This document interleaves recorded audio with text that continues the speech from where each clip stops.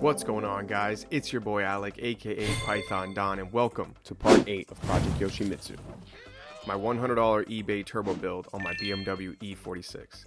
In this video series, I'll be taking you through a detailed and thorough journey of building an E46 turbo start to finish, with information on every part required and work through what it actually takes to get this job done. Sit back, get comfortable, and join me in these long-form, in-depth episodes as we take this BMW E46 to the next level. In the last episode, we installed some very important electronics, what I'm calling our cockpit monitoring system. 3 displays which we'll use to monitor vital information in the car. A G-Ready electronic boost controller, allowing us to manipulate boost levels on the fly. We also installed an AFR gauge, an oil temp and oil pressure gauge, both by glow shift. The AFR gauge I've actually swapped with an AEM unit, but we'll touch more on that on episode 9.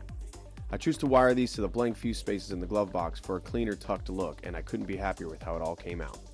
We also wired up our HPX MAF to factory MAF conversion harness, a very important step that will allow us to read the new amount of air we're going to be pushing into this engine.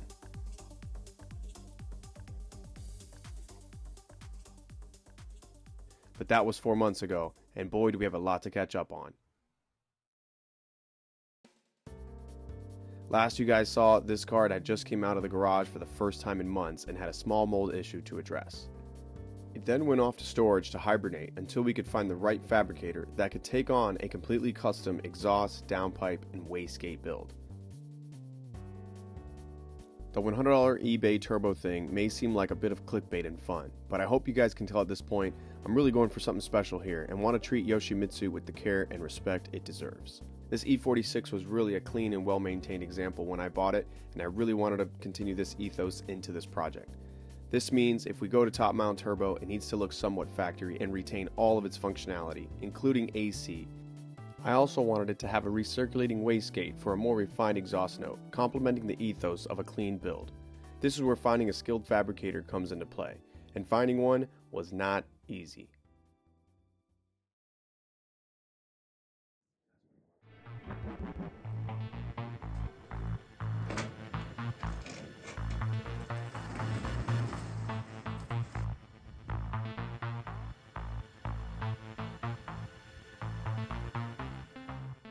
After months of searching, I finally found someone with the skills and confidence to take on the job. We're back to the storage unit to get YOSHIMITSU ready to go.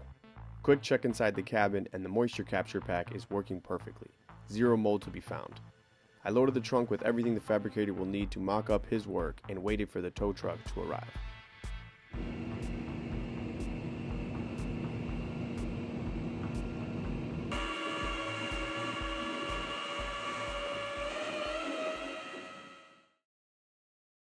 Three days later, and we're rolling, boys. A quick shout out to Jamie from UPFAB Performance. This project wouldn't be where it is today without his work on this one. One phone call and a few photos, and he understood exactly what I wanted. Check out this 1.5J he's building. He's more of a JDM guy and hadn't really done much work on the BMWs, but had nice things to say about our chassis and working on the project. With the fab work complete and the car dropped off to our new working location, we're ready to rock and roll, boys. Thank you for the patience. Let's finally get into episode 8 of Project YOSHIMITSU.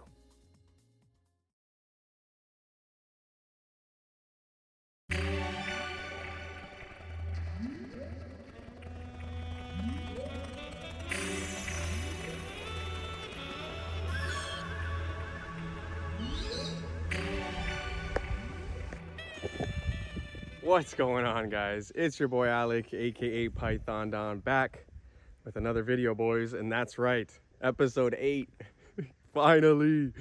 Holy shit, it feels good to be back recording videos for you guys. It has been a hot minute, and we got a lot to catch up on. Yeah, I had taken actually almost a whole year off of work to get that project done during the middle of summer. Did a little bit of traveling in between as well, but back to work.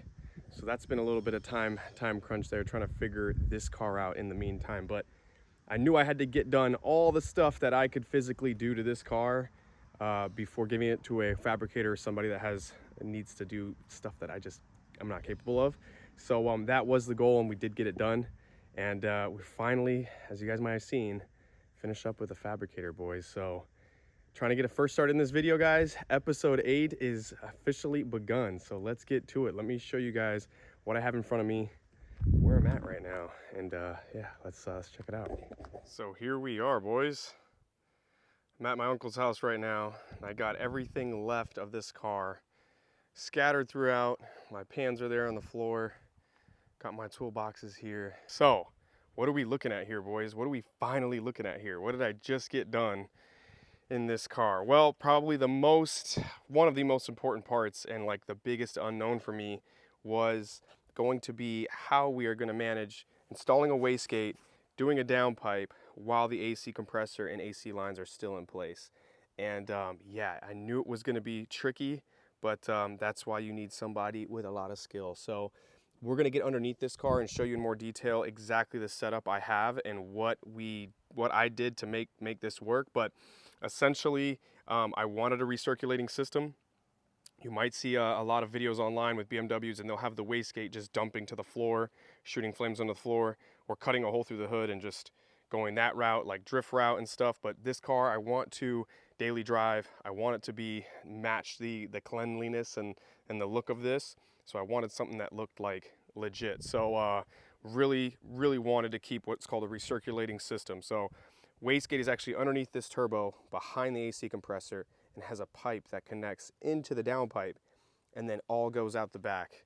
So like I said, we're gonna get this car in the air. I'm gonna need to take all those components off to install the gaskets and everything and put it all back on. So when I do that, we're gonna take a look at those pieces in a little bit more detail. Underneath, you'll have a much better shot of what we're working with. But after that, we're gonna do our plumbing, both sides, button up the little things, and see if we can get a first start, boys. I'm so hyped. God, I'm so hyped. Hope you guys are too. Structure of this video will be a little bit different than all the other videos we shot because I had a system in place there. I had a garage, I had the table, all the parts laid out. It was beautiful, and you guys have been really enjoying all that. And yeah, I really took pride in making that whole series for you guys, and I really appreciate all the feedback and stuff because fuck, that was so much work under that car. Holy crap. I'm glad it's over and we're at the finish line, boys. This is it. Fabrication is done. We're gonna get a first start going. Last episode, which will be next episode, will be the tune and like just getting the map going and actually ripping on this thing. Right now, we're just gonna play it safe. We're just gonna get a first start. I haven't started this damn car in like 6 months, so please, Lord. We're gonna check for leaks. We're gonna do all that, but the piping is done, the exhaust is done. Check this shit out, guys. Oh, it looks so fucking good. I'm so hyped. Oh my God, 6 months. I haven't driven this thing. And check out the tips, boys. Look at the back. It looks so clean. We got 3.5-inch dual tips there. Vibrant muffler. I really think it came out like straight up perfect, like perfect. I cannot be happier with the setup and the way it came out. So tell me what you guys think. I hope you guys like it. I love from like this angle here, you could literally see the box and the tips. I'm gonna lower the rear a little bit more and the front a little bit better as well.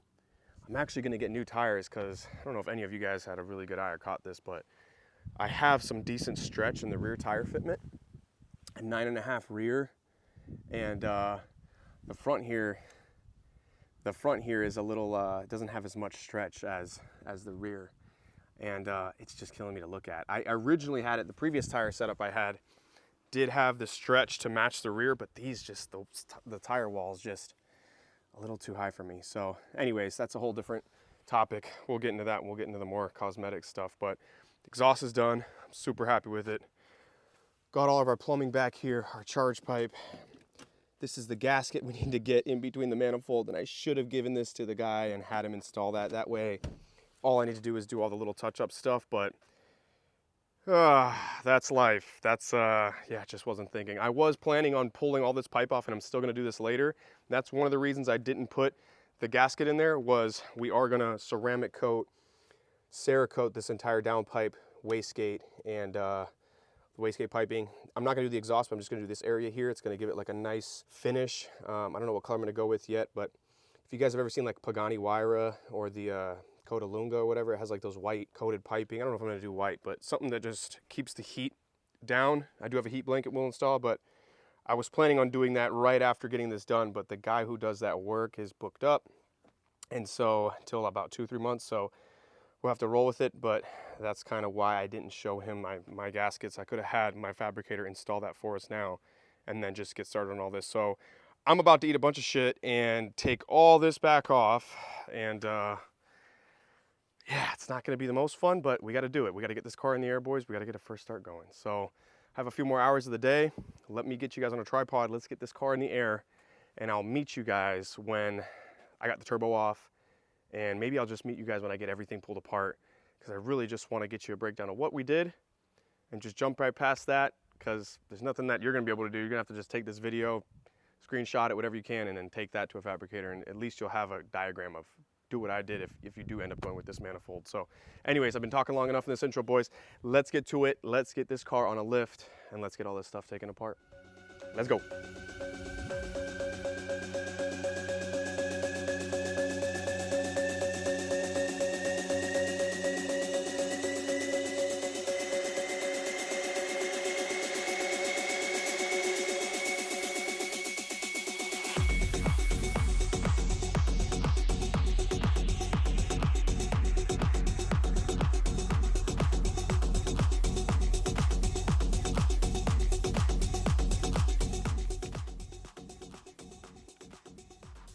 I swear, guys, I love the way this car looks with no front bumper. I don't know why. It just gives it a, like from the front, it just looks aggressive. All right, it's in the air. I'm gonna keep cracking. See you guys in a little bit. Alrighty, guys, this is the first angle I want to show you from. You know, we're looking towards the rear of the car, intercooler right in the grill. You can see up through here, we have the AC compressor that we kept because I'm down in Southwest Florida and we know it gets hot as hell down here. And here is where we got the wastegate. You can see the wastegate right there, 44 mil. We're under the steering rack now. I'm gonna come out from under here and you can kind of see now much clearer what we're working with, boys. Check that shit out. God, it looks so good. Every time I see this, I get excited. So we got the crazy noodles from the manifold itself, right? You got your wastegate right there. You can literally see it. So the idea is a lot of people will just take that wastegate, like I said, and just dump it straight to the floor. Or do what I did, which is a recirculating system, which means all that means is it's just getting connected into the downpipe and out the exhaust. So it's not being dumped into the atmosphere. Now, the tricky part is you have a gap here you're going to have to work with the arm. And you got to get that pipe under the manifold and then into the downpipe. So it's really kind of tight, but it is possible, you know, and we even maintained factory arms. So I'm so freaking happy about that. And then the wastegate here, I have access to all the nuts at the top to be able to pull it off and change the springs if I need to. So I can do that from, you know, from this angle here, which is another huge plus. Now, mind you, we're gonna be doing electronic boost controller anyways, so once that's fitted and running, we're Gucci. But I think I'm gonna leave like a 5 or 7 pound spring in there and then go and then adjust the boost from there. But that's more or less kind of what I needed done. And I had this vision in my head. I had watched so many videos on YouTube and no one has this manifold, guys. It's really hard to find any footage with this manifold. Camille had some footage on his website, obviously, but K64 PERFORMANCE, shout out to the dog. But I did find some guy out of like Czech Republic, a video with like in Czech. I couldn't even understand it, but it had E46 in it, a turbo, 20 minutes long, and he had this manifold. And I was like, no way. And he did something very similar to this. And I used that as reference. I screenshotted that YouTube video and it helped me understand much better about like what to do. But so now you can see we're recirculating it to the downpipe. Got a bung here for the AFR gauge. The bung at the top is going to be for the regular O2 sensor. Another V-band, bend, 3-inch all the way back to the muffler. And this thing is solid. It's not shaking at all. The factory exhaust had like a bracket here that connects and like supports and some extra exhaust brackets. We ain't need none of that shit, boys. This thing is solid as fucking. Look how thick, boy. This thing is thick. So, and here we have the actual support brace and skid plate. I think it's structural and it also helps with just protecting the, you know, the engine and the pan from getting damaged.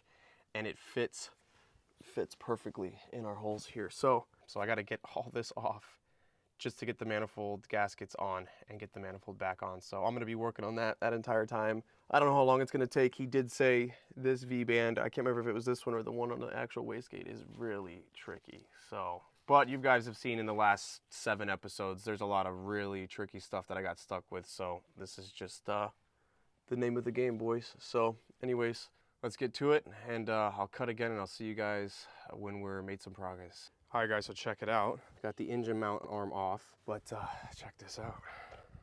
Hoist on, obviously when you're taking the engine mount arm off, but now you can see downpipes out. I'm told by the fabricator to leave the wastegate with the recirculating connecting pipe on it.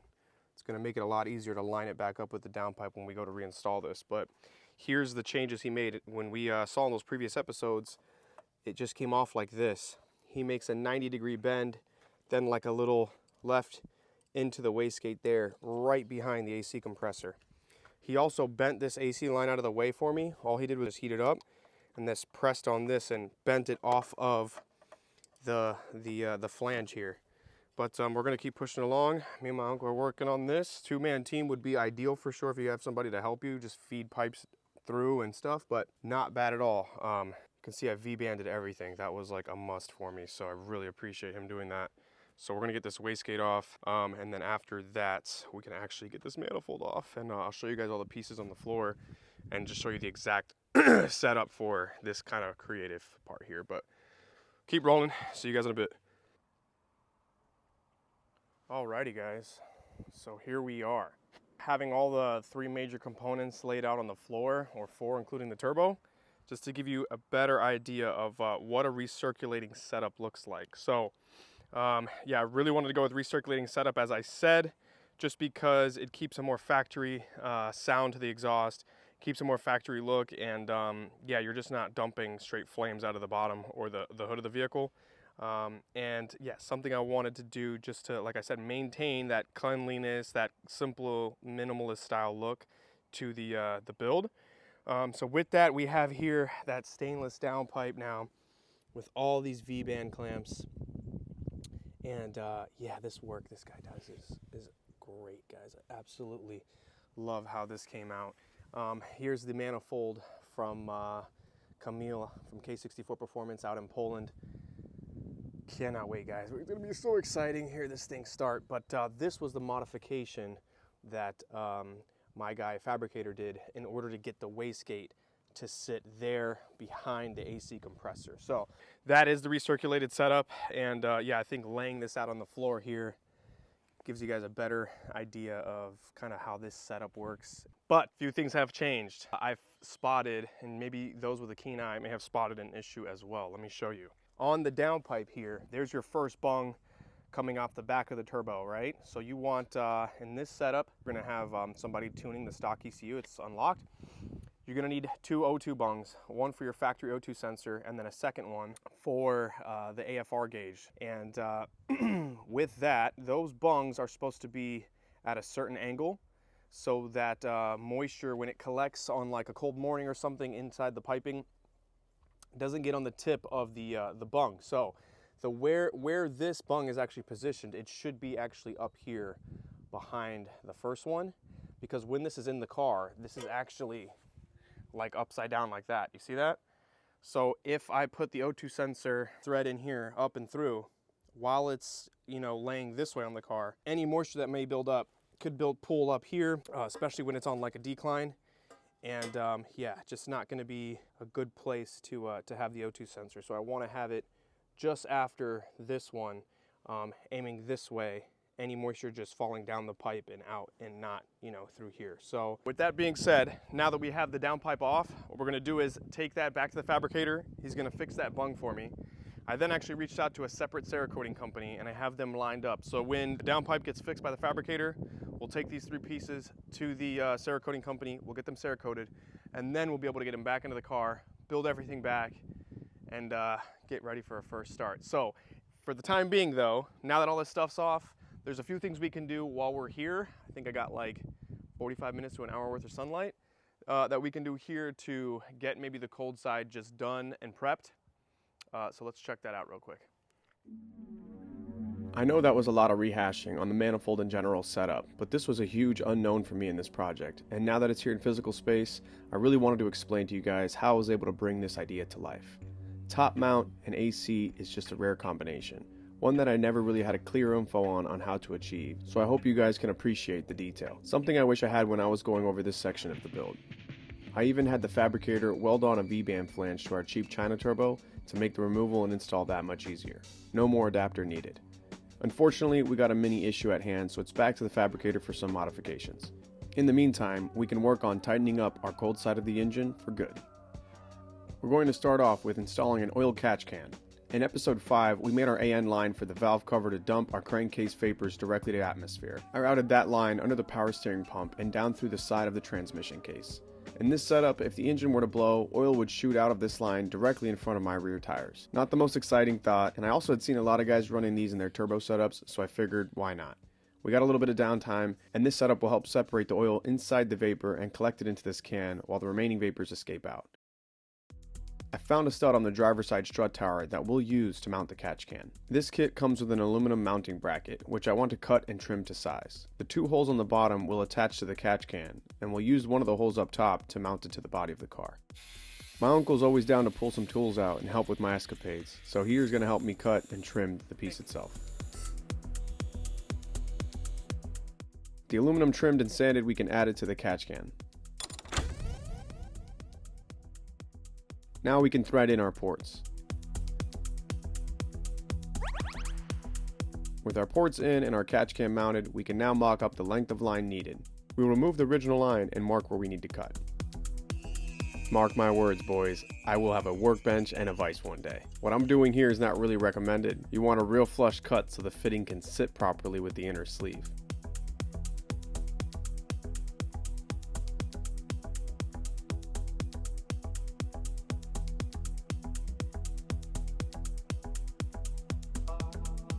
Luckily, I made it work. And voila, our catch can is complete. I've added a 90-degree threaded adapter for the outlet side, and I've ordered another 4 feet of line so we can run our new outlet down and out.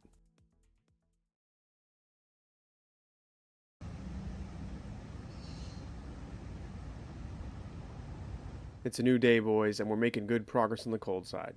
Let's continue on with the remaining parts we need to install. Firstly, I need to fix our ground for a very important math adapter harness. Our previous ground we set up in episode 7 won't work. I found a chassis ground blade behind the driver headlight that is perfect. Much more on this later. Next up, we can finally plumb our ICV. This thing has always been a pain in the ass to work out, partly due to the angle of the ICV tube and also the ICV adapter I tapped onto the intake itself. Either way, it's never really lined up all that well.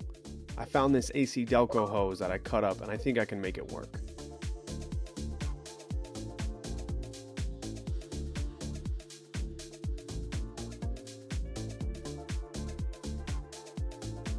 But the ICV just sticks out too far. We're still making contact with this trim panel. Looks like we need to do some more trimming.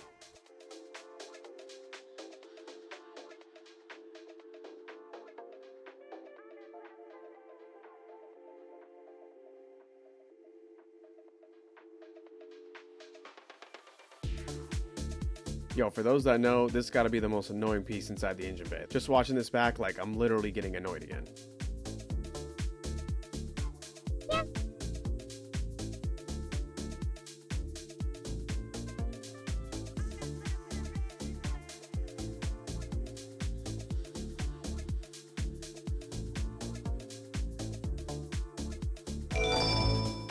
And we're all set. A bit rough, but it'll do. Now for the fun part of getting it back in.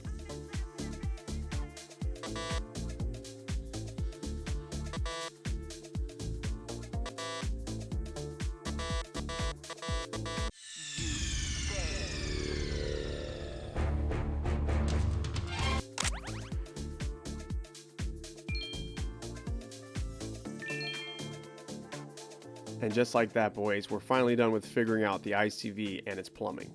Also, our catch can drain line arrived and is now installed running down and out next to the transmission. Very happy with how this came out. Now we just need to fasten down our band clamps.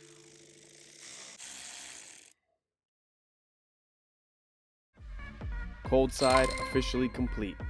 Now we're off to the hot side to work on a few more things while we wait for the manifold and downpipe to be finished.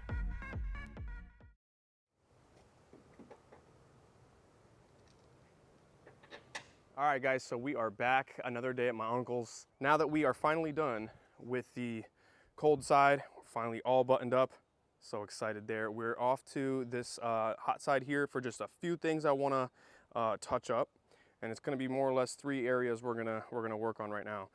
One being this one here. So the coils and this beautiful valve cover, I'm like kind of bummed out that I'm gonna do this, but I think I'm gonna have to. Where the downpipe sits gets like extremely close to the coils here.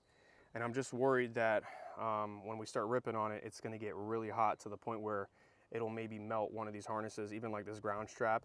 I mean, that downpipe literally bends this way and then goes down, and it just floats over these pretty intensely. And that's where something like this comes into play.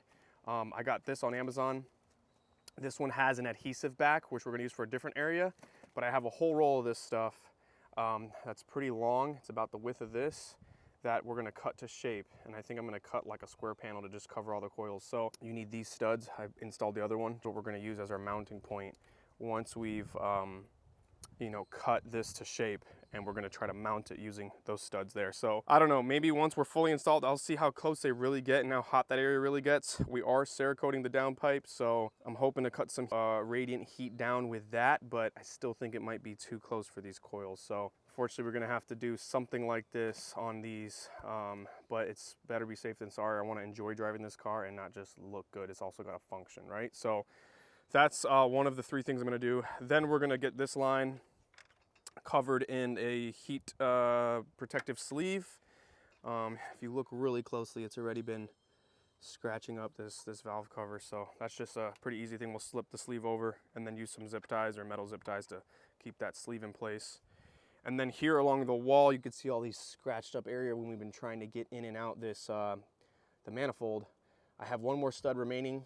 I cut this one off in like episode 3 or 4 or 4 or 5, these 2. And these were initially studs used for the secondary air pump, you know, whole machine thing. I'm gonna cut this last one off, snip off this guy, which was the connector for the secondary air pump itself. And then you have a connector that goes down here, and it takes a left into the wheel well, which then is one of the sensors for the brake pads. These rotors are rusted to shit, golly. But I'm not gonna reroute that. You probably could snip it and then route it up somewhere, maybe like through here or something, and then up into here to keep everything clean. But I think I'm just gonna try to keep it along the body. And what we're gonna do is snip off this connector, snip off this one, which powered one of the washer pumps for my car. I do have, I think, premium package has headlight washers.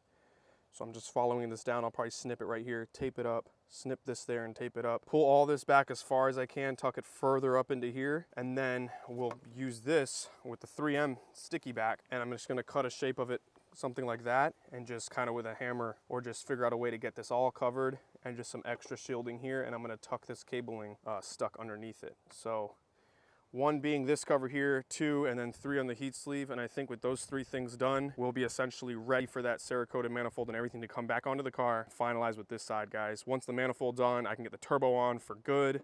We can start tightening everything down. We're onto this side. Let's get those 3 areas that I want to work on done and out of the way.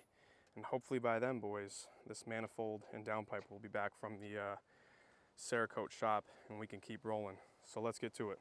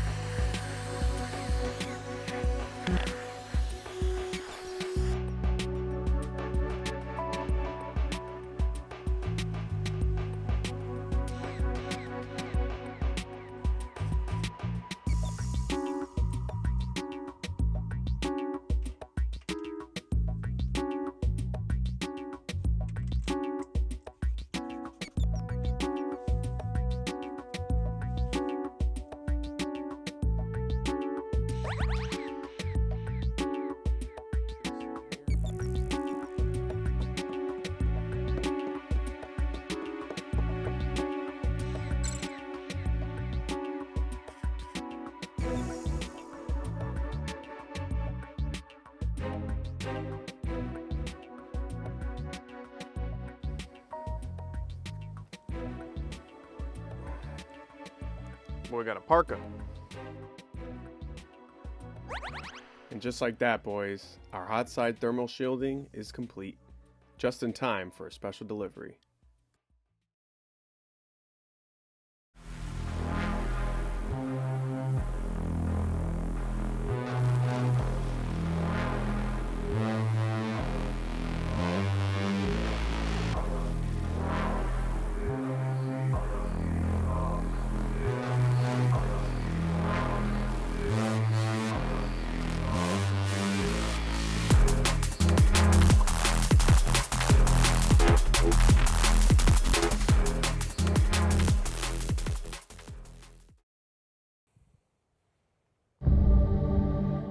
Check it out, boys.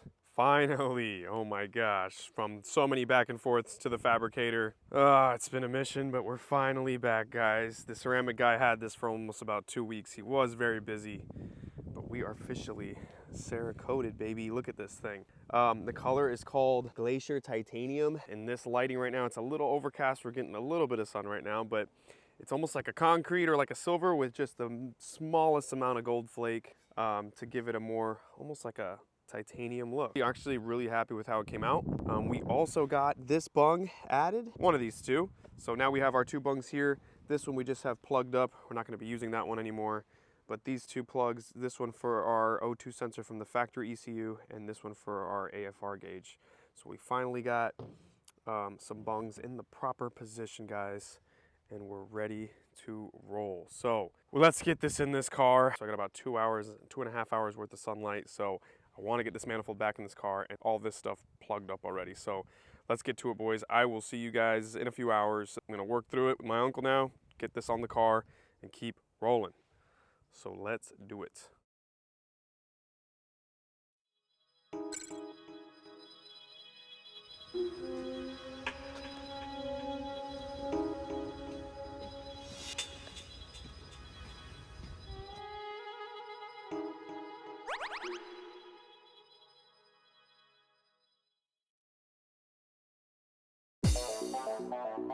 And there we have it, boys. The manifold is back in, this time with the proper metal L-ring gasket between the engine block and the manifold. For those that know, this is not a fun task. Some scuffing on the manifold is to be expected, and a mixture of ratchets and extensions and just awkward positions are needed to get all these nuts done, and just when you think you've tightened them all, think again. These nuts are self-locking and cannot be threaded in by hand past a few threads, so it's slow and steady until it's all tight. Now, with the manifold back on and tight and our hot side prepped to handle the heat, we continue installing our remaining hot side components. Next up, the downpipe. But before we can drop it into the car, we have to take care of a few things on it. Alright guys, so the 2 things we need to do in order to get this downpipe finally installed into this car for hopefully the last time for a while is we got to install both of our O2 sensors now. I went ahead and bought a brand new narrowband O2 sensor that communicates to the DME. I had 2 fine working regular ones in the car when I took the exhaust off and the cats and sold those. But I just figured I'd get a brand new one. This car did have like 100,000 miles when I began this project. So brand new factory O2 sensor. And then in the AFR gauge kit, the wideband gauge, it does come with a brand new Bosch wideband sensor. So we're going to install both of these into our newly placed bungs, and then I'll be able to put this baby in the car and just have the harnesses dangling there ready to be plugged in when we're finalizing the last touches. So we're going to get on that now. Let's get these bad boys installed into the bungs, get some anti-seize on these threads, and get this downpipe in this car, boys. Let's go. The top bung will be used for the factory narrowband O2 sensor, and the bottom bung for the wideband sensor that came in the Glow Shift AFR kit. As you guys may have already seen, we'll eventually replace this sensor when we switch to the AEM AFR gauge in the tuning episode. With the sensors installed, we can get the downpipe into the car.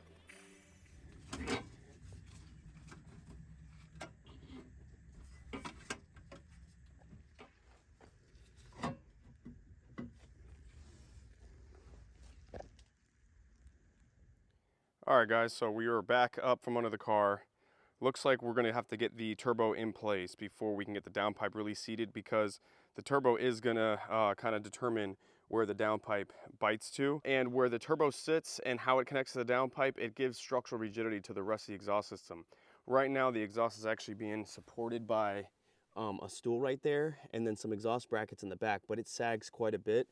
So by getting the turbo on first, then the downpipe on the back of it, not only will it strengthen that setup, and then I think installing wastegate might be easier. Yeah, it's gonna line us up a lot better and allow us to keep rolling along. So the biggest worry that I have right now is, if you see here, I kind of took a photo of my downpipe and then just marked it up when I dropped it off to the fabricator. So you can see right now the AFR sensor bung is just almost rubbing up against that AC line. And when it was falling down into place, this bung right there for the factory O2 sensor was actually hitting the valve cover. So when this turbo gets in place, it's gonna obviously lift this thing back up and probably to here, and I'm really nervous about where the bungs are gonna go and how far these sensors stick out, because Lord, if it hits the wall or if it doesn't let me get this shit on, fingers crossed guys, this actually works. All right, let's get to it. Let's get this turbo on and then see if we got clearance on the back there. To get this turbo on, you can tell right now the housing is loose. I've been messing with that to adjust the clocking, and I've marked somewhere on the housing itself. They may have rubbed off. So there are some markings here that match with the rear housing, and then I have some markings as well to match with the front, so I know how I want to clock it. But this thing is dirty as hell. I hope this thing runs. I'm gonna lube it up to shit. So before we can actually get this back on the car, there's a few things I want to change. I actually have a reducer on there, which is actually more for ball bearing turbos. I found out that journal bearings actually want more flow through them. So we're gonna put a non-reduced adapter on there so I can still get my oil feed on it. It's this guy here, if my camera would focus. And then also, this is something really important to keep in mind. When clocking these turbos, there's a tiny thin O-ring. It's this right here. That's behind this housing. You'll see it now when I pull this off. And that O-ring can tear. And as you're twisting this housing, especially if it's not lubricated. So I got some oil here. I'm gonna lube this one up, get it on there, and just make sure it's seated properly. Then tighten all these bolts down all around, get them really tight, and then we can get this turbo back on the car once I make these two changes. So that's what I'm gonna work on now, boys. Let's get to it.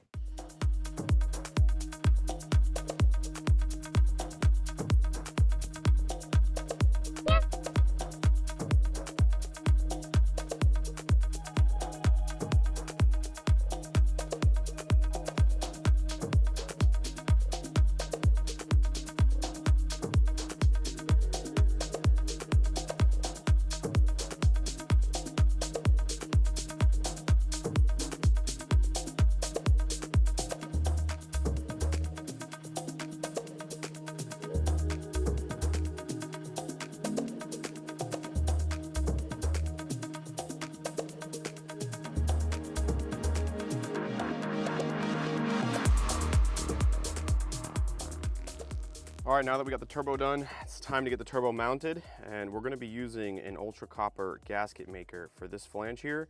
I'm gonna cover this whole thing in this stuff and get the turbo placed on top, boys. So let's get on to that.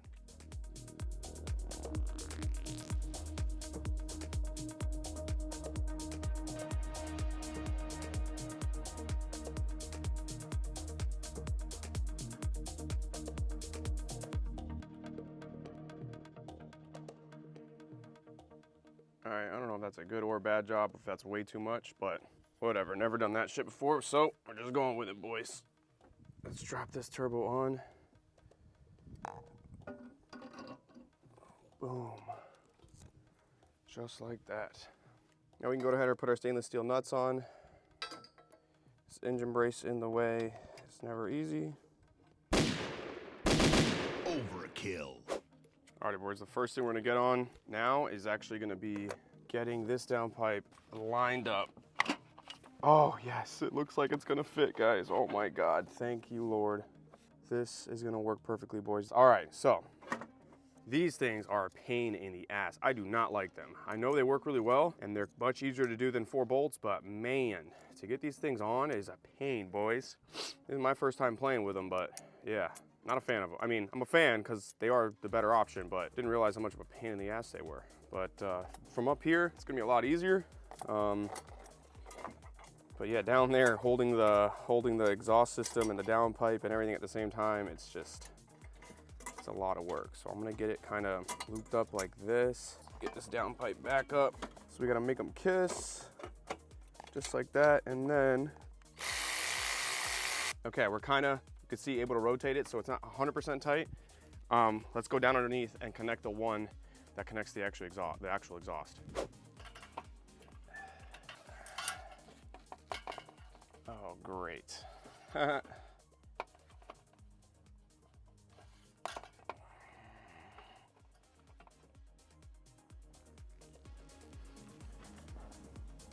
And then I remembered. I had the engine hoist up from when I did the manifold install. A few twists to lower it, and it closed the gap I needed to connect the downpipe. Our newly coated downpipe and turbo are finally mounted to Project YOSHIMITSU, and the Y-band sensor actually cleared fitment. Next up, we have the wastegate to install, but before we can, we have a few things we have to do to it first. Alrighty boys, so here we are with the wastegate. So, before putting this into the car, there's a few things we need to do to it to get it ready for boost. So in this scenario right now, there's actually 2 springs inside this cap here that we need to remove and swap out with a few other springs we have here. So on the owner's manual, it describes which of these springs are what and at what pressure they open the gate at. So essentially the idea is if you didn't have an electronic boost controller and you wanted to push 20 PSI, let's say, each one of these springs might be rated for 1 for 5, 1 for 7, 1 for 4, and you pretty much combine them to create the spring pressure you want. So if you wanted 20 PSI, you add up the 3 springs you'll need to get to that number, put them in here, slide the cover back on, and while you're holding it down, you're going to tighten these bolts. And that way, mechanically, when you build enough boost all the way to 20 PSI, anything over 20 PSI will then push up against the springs because they're only able to push back on 20 and get dumped out the bottom here. And that's how you're going to manage your wastegate pressure. Well, in this scenario, what's really unique about the electronic boost controller is you're going to be actually adding pressure, pushing down on a piston right here. And with that, there is requirements for how the electronic boost controller wants to work. So if we're targeting, let's say 20 PSI, you want to have at least a 10 PSI combination of springs in here. So that it'll help the controller manage the pressure better. You don't want to go too light of a spring. So we've had 5 PSI and you're targeting 20 on the boost controller. Now you're using a lot of that energy to keep the piston down versus a little bit of help from the spring itself. So I guess the rule of thumb is about half or double. So in here, I think there's about 12 pounds worth of springs, and we're going to lower it down a bit because I'm not targeting that high of a boost pressure. I want to put, I think, like a 8 or a 9 in here, and then to target about, 10 to 14 PSI max. So anyways, just that whole idea on the springs, that's something we're going to need to get into. My numbers might be off a little bit, but if they are, I will pop them up over here and organize them a bit for you guys to understand a bit better. Then after that, we have our ports here, which we need to plumb for our wastegate, for our boost controller and wastegate references. So the boost controller port, I'm going to use this top one here. Take the plug out of here for the top one and just use one port. And then for the bottom one, we are going to use another barbed thread, and that's going to go to wastegate. This one's going to go to boost controller. And then the last thing we need to do is there's some ports here on the side that I didn't even realize what they were for, but learned about them a little bit later. These essentially are ports you can add for water feed to cool the wastegate. And I'm assuming that's for like really high horsepower applications. If the wastegate gets like really, really hot, and you can cool it down inside these channels in here. But in this scenario, we're not going to need them. So what I did buy is some plugs, and we're going to plug these threads up here. And yeah, that'll be it. So we're going to first change these springs, then put our barbs on, and then plug these little ports here, and then we'll be ready to go for installing into the car. So with that being said, let's get started on this wastegate.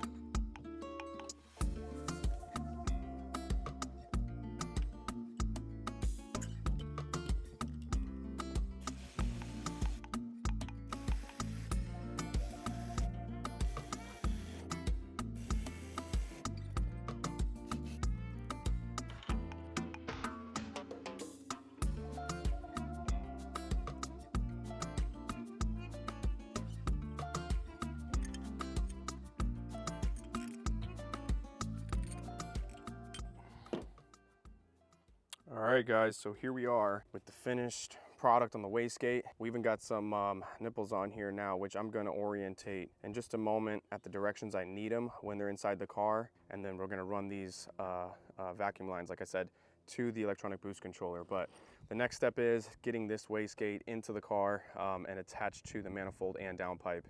And the fabricator did say this is probably going to be one of the trickier parts, just because this kind of spring-loaded section is supposed to have some give to it, but it's going to be kind of hard getting it all together in one piece. But I left these clamps a little bit loose. That's why I can rotate this and really get the direction I need. But I'm going to fiddle with that now. I'll show you guys kind of the direction I'm using with these nipples once I'm going to mock it up in there, and then just twist these and tighten them down. But it's really straightforward. You got a crush washer on top, crush washer on the bottom on both. Then you're just going to take it looks like a 10 mil and just tighten those down once you get the direction you need. Slide your vacuum lines on with a nice spring clamp on these, and you're good to go. So I'm gonna get on that. Let's get this bad boy in the car, boys. And once we're done, we're off to the final little steps, and we're gonna get the first start going on this bit. So hype. Anyways, let's get to it. I knew this was gonna be a tough part to install, as the tuner already kind of gave me a heads up, but damn, what a pain in the ass. Here I've marked with a Sharpie orientation of the pipe and wastegate, and then tighten the clamps so they stay in place. 3 hours later, and with the help of my uncle, we got it done. It's finally in, and man does it look good. Another shout out to Jamie from UPFAB for this recirculating exhaust system, and Camille from K64 PERFORMANCE for coming up with this genius top mount manifold design that actually keeps AC. The trickiest part is to push the wastegate up into place while the fire ring and spring fight against you. All while trying to get this V-band clamp wrapped around and tightened, making sure it grabbed both lips from the manifold and wastegate. You can see how accessible everything is from underneath, and again we've actually kept the entire AC system in place in a top mount setup, adding to the refinement and style of this build. With the entire exhaust side complete and finally bolted into place, let's reinstall all of our remaining hardware so we can get to fluids and a first start.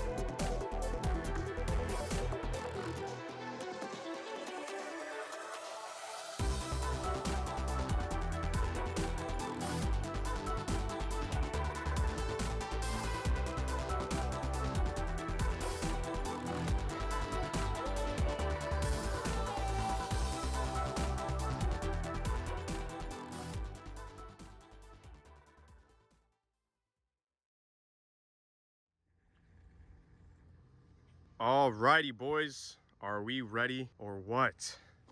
We are finally ready to start putting fluids back into this car, guys. Holy crap, it's been like 8 months. When did I start this? Maybe middle of May, June-ish.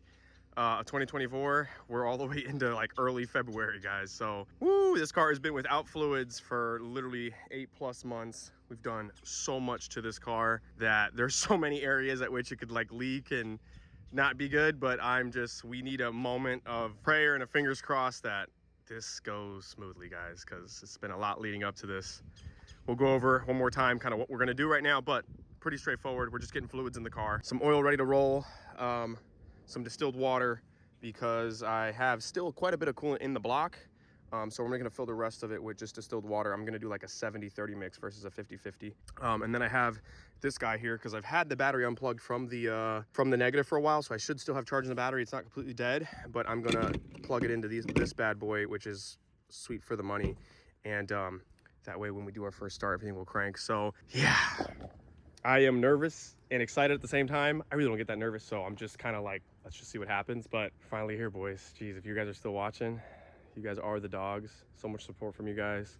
The channel's at like 3,400 subs already, and I haven't posted a video in like 4 months. So you guys are the fucking bomb. Love you guys. Anyways, let me show you what we got in the car.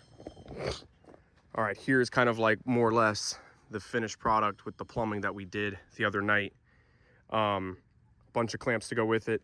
For those that have a keen eye, I'm actually missing a big clamp right here, but we're not gonna be making boosts today. We're just gonna be starting it and making sure when I did that oil pan job, I actually did it right and we're not leaking from there. When I did my valve cover job, I did it right and we're not leaking from there. When I installed the intake, I did it right and torqued everything down, and there's no really bad air leaks there. So this is all checking to make sure everything is good.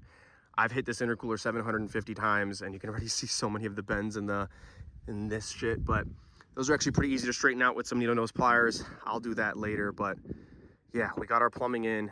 We got our AC auxiliary fan in, plugged in, top and bottom, you know, bolt in place, clip there. I'm not, to be honest with you guys, too happy with how the engine looks anymore. I don't know if it's just me, but this shit is ugly as all hell. This heat sleeve that I put on here, really not a fan of it.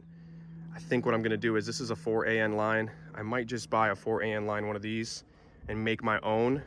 On top of that, when you do AN, it does allow this to swivel, not only this way, but like this. You can see it's kind of fixed, it won't let me turn it.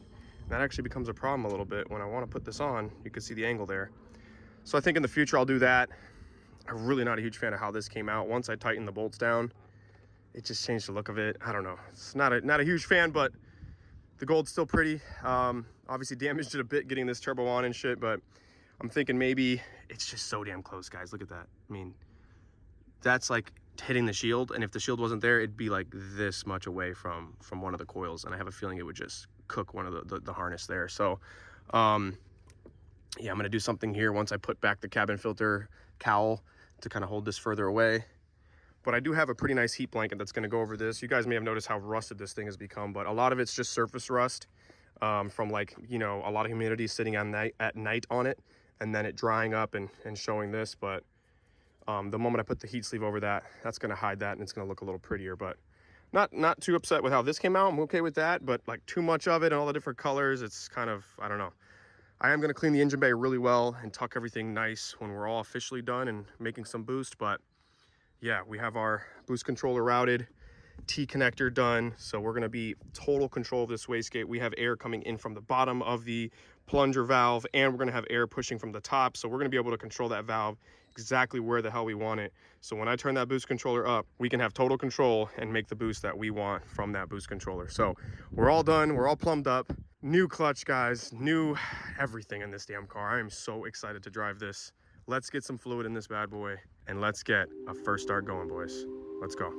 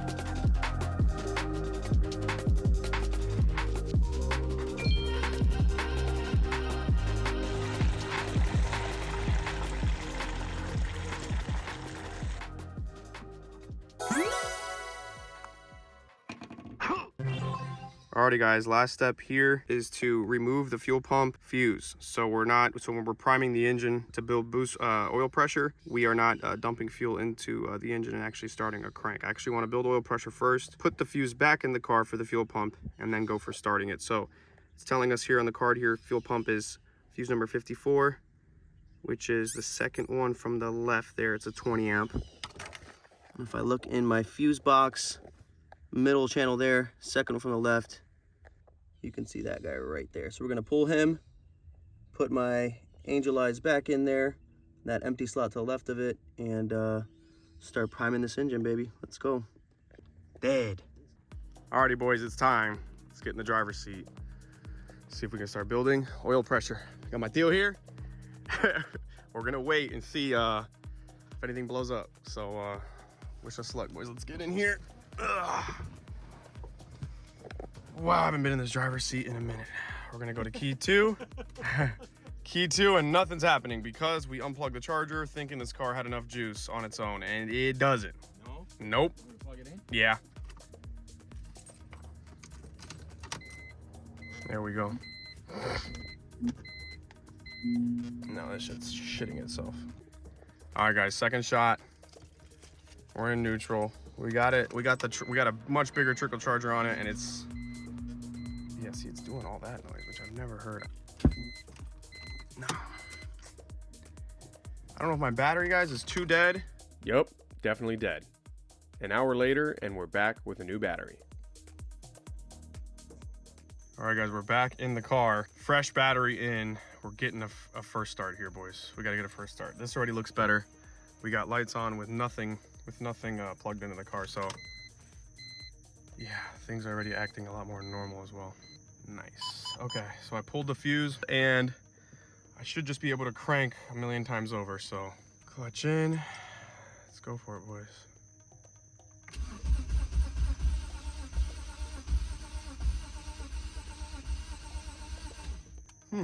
Does it sound like it's turning the pistons? Oh yeah.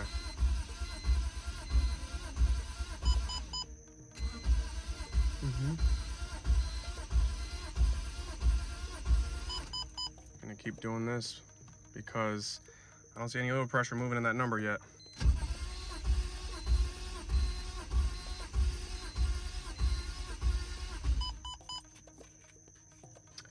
Should it be going like faster cranking? It should be. Right?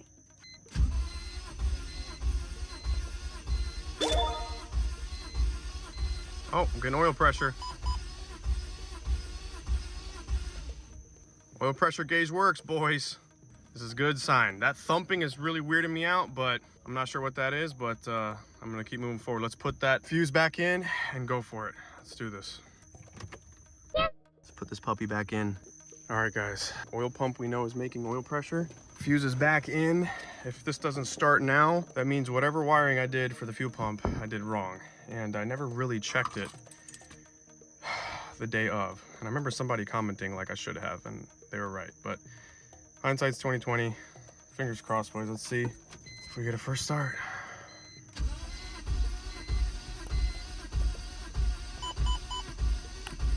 Nope.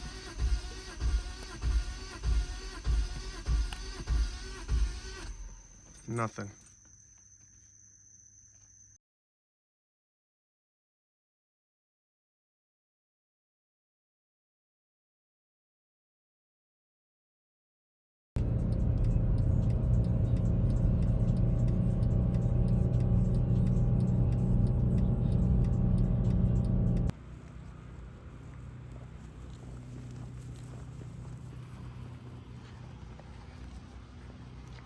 No whippy, boys.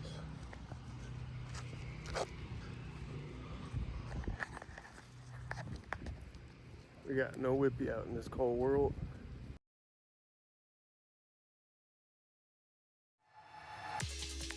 I mean, you can't make this shit up. On my way to work the next day, and my transmission in the Mercedes went bye-bye. What was supposed to be my comfy, elegant daily driver while we build Project YOSHIMITSU has now decided to crap itself at the absolute worst time. But much more on this in another video. I don't have a clue what's going on with YOSHIMITSU, but I do remember not being able to hear the fuel pump turn on during those initial crank nose starts, so I've decided to start there. There's a 5-volt signal wire that we've tapped into that is supposed to give the signal to power the pump once key is in position 2. So we're back in the car to remove the rear seats and the trunk liner to assess. I went ahead and separated the T-taps I used to tap into that signal wire, and sure enough, on key 2, I cannot see any voltage going to that wire using a multimeter. I rechecked the 20 amp fuse in the glove box and it's in good condition. Assuming all of my wiring is correct and my T-taps were making contact, I need to figure out why the signal is not being sent through the wire. After some more digging online, I discovered there's a relay specifically for the pump that can sometimes go bad. This relay gets a signal from the DME to allow power through and into the signal wire. I decided to jump the relay to at least confirm my wiring for the pump is correct. And voila. Alrighty boys, the troubleshooting continues. Okay, so we know if we jump the relay that's back there, we can directly turn on the fuel pump itself. But what's happening is we need the relay in because the relay is going to tell the car to only prime when we go to key 2 for 5 seconds, then only run when the key's in full position, the car's running. So we can't jump the relay. We just know that the pump's not bad and my wiring out back is not bad, but we still know that something's going on with the relay. Now we manually tested the relay back here on my little workbench station where we gave it power. I heard the door open and close, so we know the relay's working. I even troubleshooted and grabbed the horn relay that is 4 relays over up here. You got green, green, orange, and there's another 4th one on the right, green. I took that out and put it where, which is this guy here. I put it all the way on the left where the fuel pump relay is. Still nothing. There is one other fuse that is in the DME box, which is in here, that also powers the fuel pump, and it's the 20 amp fuse. And I just, with the multimeter here, put the red on one side and we get a reading, but I put it on the other side and we don't get a reading. I'm wondering if this fuse is actually broken. So maybe that could be it. So we're gonna pop this fuse out. I don't really know how to get this cover off, but I'm gonna figure out a way to get this cover off, put a different 20 amp fuse in there and see if that works. And then just slide it. Yeah, let's do it again. Okay. You know what, once you do it once, kind of like go like this. And then we're just gonna pull and drag it out. That cover right off. So that 20 amp fuse, boys, I have a fuse here that I pulled from the fuse box for the cigarette lighter that I know for a fact works. Look at it, burnt. Cooked? Cooked. There it is. Alrighty boys, I don't have my mic on or nothing. I'm just here to give you guys the current state of affairs. So as of right now, I'm going to show you guys what's been happening. No matter what I do, no matter what I have going on in the fuel pump, I am blowing out fuse number 3, the 20 amp fuse that's in this fuse box there, connected to the DME. So not really the best thing to be happening. I keep blowing the fuse there no matter what. I've literally unplugged all of the cables related to the fuel pump. Turn the key 2, still blow that fuse. In this scenario, in order for this to work at this point, I'm just gonna have to literally manually toggle on and off the fuel pump, almost like in those race cars when they flip a switch. I wanna get a first start tonight. I don't give a fuck. At this point, I'm chasing down this crazy rabbit hole problem, but if I tap this to here, I hear a fuel pump. So that's what we're gonna do. We're getting a first start. I'm putting this on that, then we're starting the car. Let's go. Man, guys, I really want this to work. Neutral.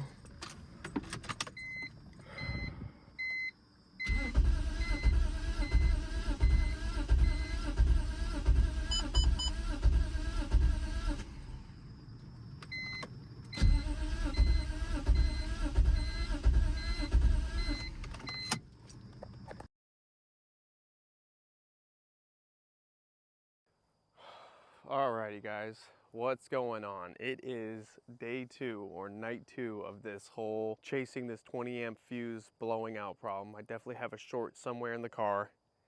I think I figured it out, guys. Check this out. So earlier in this video, I went ahead and cleaned up this electrical harness here. And one of the things I did when trying to clean this electrical harness up was snip off the secondary air pump connector. Now, those who know what they're doing and maybe are mechanics or are familiar with the car world know the way I snipped it off, taped and tucked it away is not the way to ever do that. I left yesterday hella bummed and like trying to really figure out what the heck is going on with this whole scenario. We know my fuel pump wiring is actually not the issue.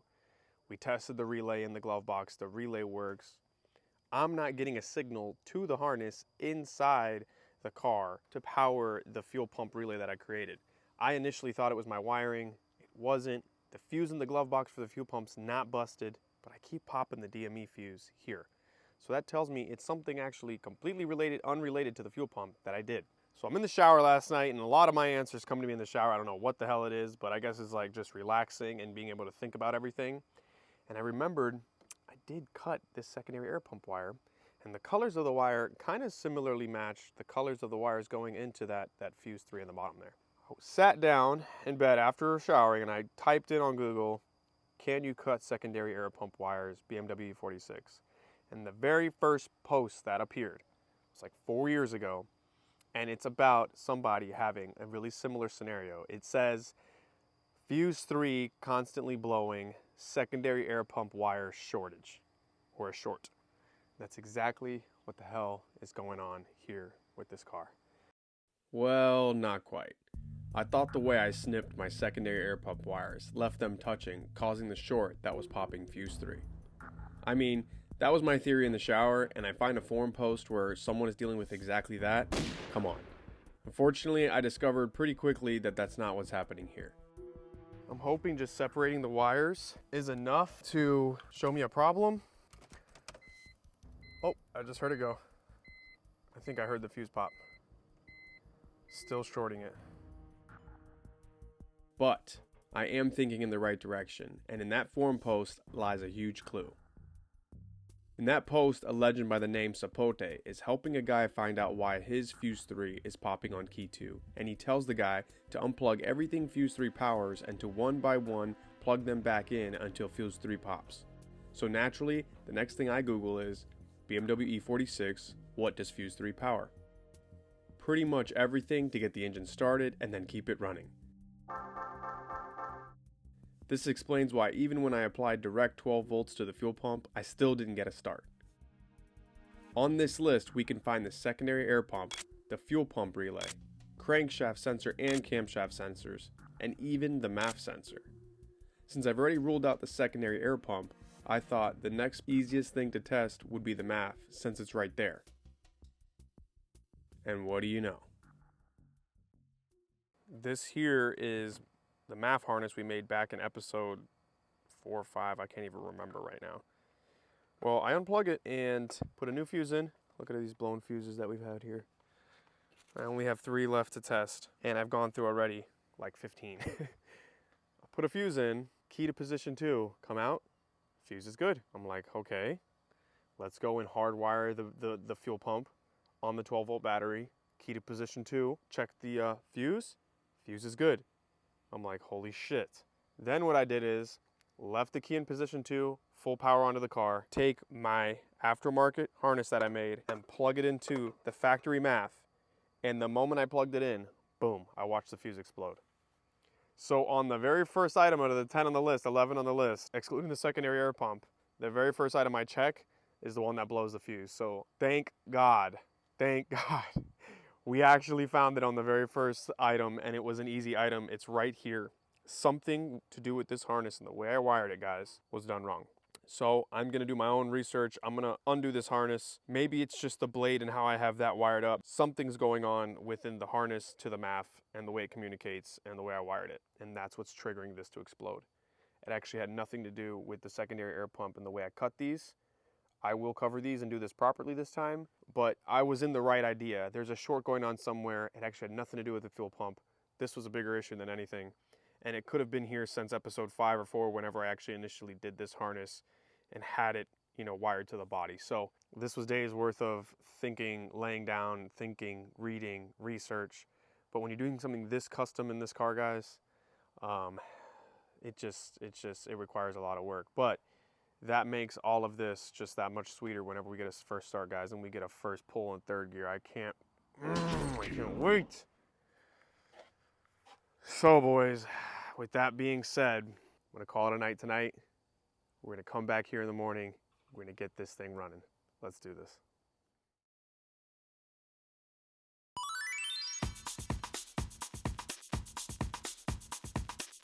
So we're off to fix this wiring harness.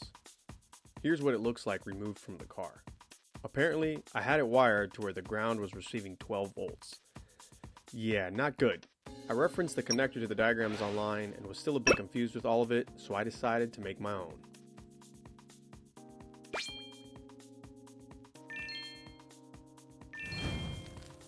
This diagram is now live on the parts list guide.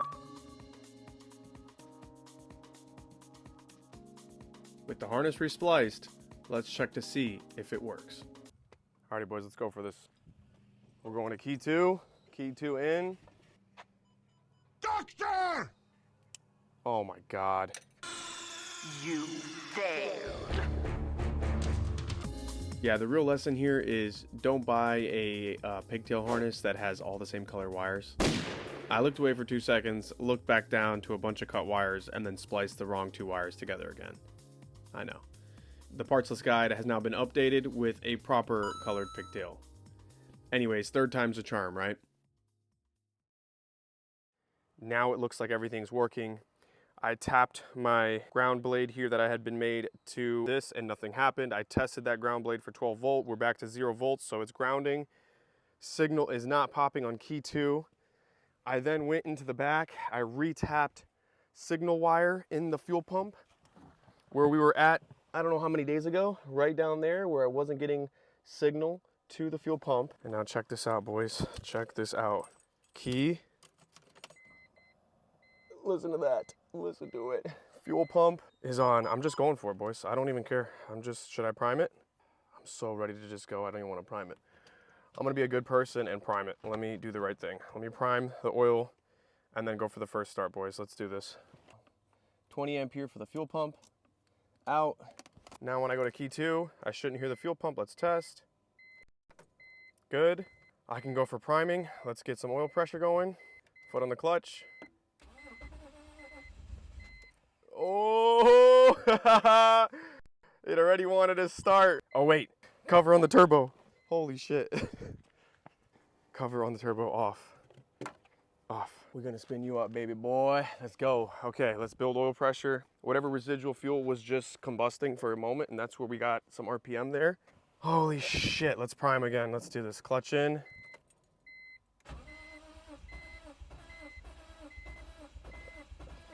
No fuel because the fuel pump's dead.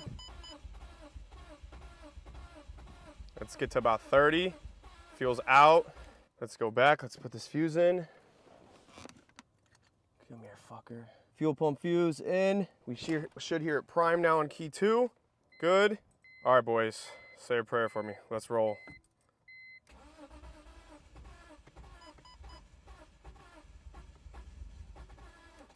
Woo, we're so close. Oh my God.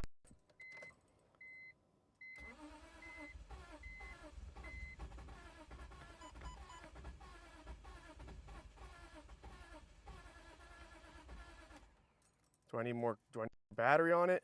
I don't know. Let's see. All right, we're getting this fucking bad boy plugged in. It's like a short-term juice that it shoots, I've realized. It's only for jumping. So I'm gonna set this down, plug this in, and get back in the car and see if we can start this. All right, we're gonna hit the boost button. Let's get in here. God, I'm nervous, guys. But this is already sounding better. Let's go. We're gonna go key back off. Key on. Oh! No way! Oh my God, this is some bad fuel in this shit, but we got to start. No way. Bro. Gosh, this fuel's bad. It is not happy. Come on. Oh my gosh, guys, we gotta start. We gotta start. Let me change the O2 sensor dongle. I might have the wrong one in. It's trying to idle on its own, boys. I don't know if I hear an exhaust leak or what, but something's happening.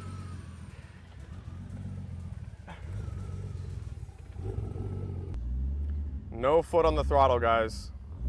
It's running, but I haven't started this thing in 8 months and a lot of stale gas. I'm not sure. I only put 5 gallons of 93 in it.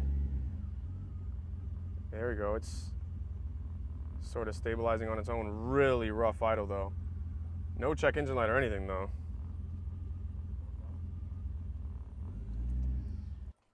Show you guys startup. Nice on startup. Just doesn't want to stabilize. So did have a check engine light. Okay. This O2 sensor plug that I just plugged into seems to be much happier than the other one. I'm not sure if it's just the shitty fuel. We're in gear, boys! Holy shit. Holy cannoli.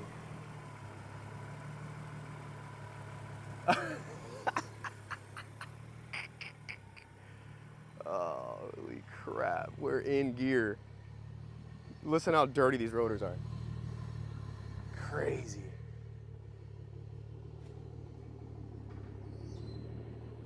No cats, baby. Oh my God, guys, this is actually happening. Check out the live feed. A little smoking right now from the turbo. It's idling nice. I'm in gear. Coming up to temp here. Oil pressure's at 30. In gear. Second. Last thing we're just gonna be doing now, boys, the idle is kind of stabilizing, but I'm just looking through at all the places we touched. I hear some sort of air action going on here. Got a little like whistle there. I'm not sure what that's in regards to. We're gonna have to find that. But it is idling. Could be a vacuum leak somewhere in there. I think I'm gonna buy a smoke test machine and we're gonna smoke test this thing when we're ready to dial it in. But the whole point is, boys, we got this thing running. Yep, there we go. Thermostat's at 97. Wow, guys. Holy shit. It's Super Bowl Sunday. I'm gonna leave this idling for a bit longer. Check for any oil leaks or anything like that, but this thing is gonna sound so good. Listen to how deep this shit sounds, guys. Listen to that. Oh, it's gonna be so nice. That's it for this clip, boys. I'm gonna go now and enjoy the Super Bowl, meet up with a few friends, grab some drinks, and I'll see you guys tomorrow. We're gonna clean this entire thing up and a few more little tidbits we're gonna do to it just to finalize this episode. So, gosh, guys. The car is officially running. Let's just get one more shot of that turbo. Holy shit, man. Check that shit out, boys.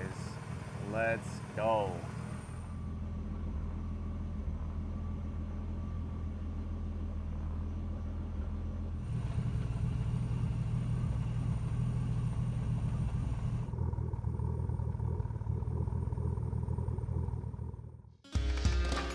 We did it, boys. A successful first start. Today we're in to check on any fluid leaks and wrap up cleaning up the fuel pump wiring and engine bay.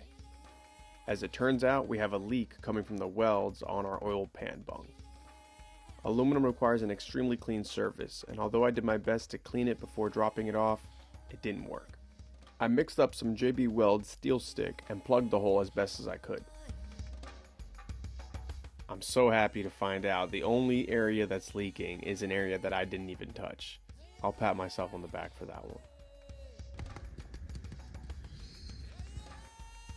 With our oil leak taken care of, let's tighten up the rest of the components.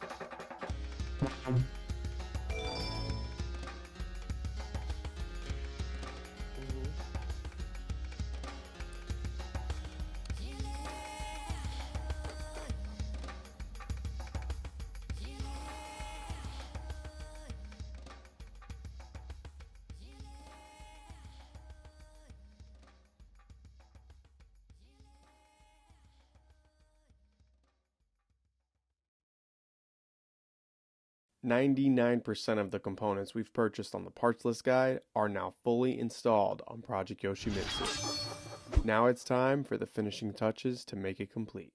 Python Don.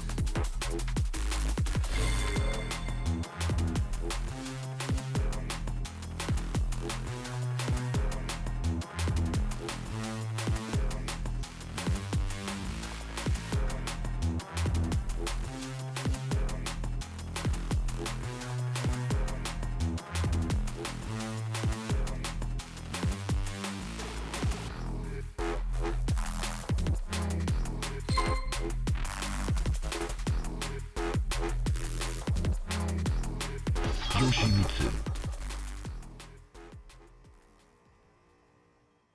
Holy shit, boys. I am so excited how that came out.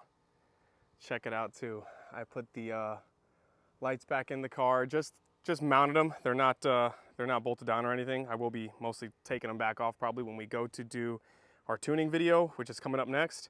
But look how good this looks. I actually love how this came out. Turbo guard with like the little gold coloring there, kind of to match the cover there, covering up all that rust. Gosh, this looks so good. Now, I'm not 100%, like I said, in love with the engine bay as it sits right now. I might remove this cover and see if I can get away with it. I might either redo this or just drop the catch can altogether and go back to what I had before, which was just routed through there, down and out the bottom. And this hose line, we're definitely gonna get a different one. This is just really janky. But overall though, I am still very happy with how everything looks. This gold and green and color combo. Put a new boot on here. I think it all's coming together really well, and that boot fits a little better with the auxiliary fan and stuff. I also off camera bought a new harness and redid everything. You can actually avoid tapping into the ground here and just take those two ground wires and tap them together to each other, keeping an even cleaner wire harness there. So it's literally just straight to the MAF from the HPX. But yeah, guys. Super excited, man. So there it is, boys. Just kind of to wrap up the end of this video. We did the airbag, we did the taillights, the new headlight lenses are on and covered and protected right now. We're not taking those off until this car gets lowered on the ground and moves off this driveway on its own power. As well as the shifter here. That's like, I've left that on the entire time because we're not taking that out until I'm ready to drive, but cleaned it up a bit, boys. We got the glove box and everything cleaned up. We got the rear all cleaned up. I appreciate those that are still here right now. We finally did it, guys. We got a first start. Gosh, this video is probably so damn long, but it was worth it in the end, guys. There's so much I wanted to cram in here and make this all a one-part video. Figuring out that wiring and diagnosing all that on my own. This is what it's all about, guys. Learning so much in these cars. This BMW E46, I swear to God, is the best chassis to buy for somebody that wants to learn how to do stuff like this. Start from scratch, start from just doing your oil changes all the way up to your own turbo build project. So it's totally possible, guys. I hope these videos are making it seem more doable, fear is lack of understanding. So the more you watch these videos, I hope it's giving you guys more confidence to say, you know what, maybe I can tackle this on my own. Don't think it won't be a big endeavor. It'll be the biggest thing you've ever done. For those that aren't like mechanically inclined, this is so huge for me, but I've learned so much from when I go back to watch my first video to, you know, doing this now. It's crazy how far I've already came just from this project here. So I've learned a lot, guys, and that's what this is all about. Hope you guys have been enjoying this video. Next video is tuning this damn thing. We got a smoke test machine somewhere in there, and I'm gonna do a smoke test now before the sun sets because I wanna get started, boys. We got a base map sent out already. We're ready to freaking roll, boys. I can't wait to make so much power in this thing. It's gonna be so sick. But we know it starts now. We know it looks damn good. We know it doesn't leak oil, like holy shit. Valve cover was done right. Rear main seal was done right. Oil pan was done right. Damn, I'm proud of myself. Hell yeah, I'm so happy. So now we gotta check if all the manifold stuff I did in episode, what was that, 4, was done right. Cause when I started it, it definitely sounded like there's some noise action going on up in this jazz. So not too excited about that, but better to find out now while the car is stationary. We're gonna pressurize the system. We're gonna blow some smoke through it, see what comes out of any orifice or any hole, and fix that while the car's in the air still. That way, when we go to put this damn tune on this bad boy, we're gonna make so much power. And it's gonna be nice and tight and right from the day I put it on the ground and pull off with it. So there it is, boys. Thank you again for watching. For anybody right now at this part of the video, you guys are the fucking bomb. I'm gonna get this video wrapped up for you guys as quick as I can because I know y'all been waiting. It's been months since I've actually had a legit episode finished on this car. So anyways, thank you guys so much. Stay tuned for more, boys. Episode 10 coming really soon. We're gonna get the smoke test going now and get this tune installed in this car so we can be making some power, boys. I'm so excited. Thanks for watching, and I'll see you in the next episode, boys. Peace.